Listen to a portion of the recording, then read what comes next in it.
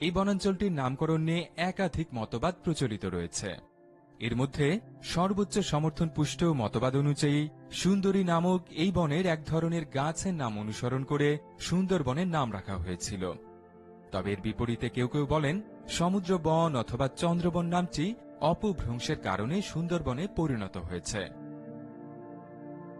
উত্তরের হিমালয় পর্বতমালা থেকে নেমে আসা গঙ্গা, ব্রহ্মপুত্র এবং মেঘনা এই তিনটি জলধারার মোহনা এই সুন্দরবন এলাকায় অবস্থিত। এই সুন্দরবন সংলগ্ন এলাকায় প্রায় 50,000 বছর আগে থেকে মানুষের বসতি থাকলেও ইতিহাসে প্রথম এর উল্লেখ পাওয়া যায় 3য় শতকের মাঝামাঝি সময়ে। প্রায় 1800 বছর আগে এখানে চাঁদ সওদাগর নামক এক ব্যক্তি একটি জনপদ প্রতিষ্ঠা করেছিলেন। প্রত্নতাত্ত্বিকরা সুন্দরবনের বাঘমারা এলাকায় এই চাঁদ সওদাগরের হাতে গোড়াপত্তন হওয়া একটি প্রাচীন শহরের ধ্বংসাবশেষ আবিষ্কার করেছেন।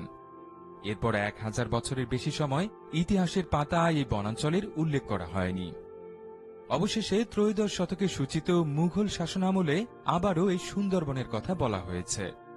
বিশেষ করে মুঘল রাজবংশের 3য় সম্রাট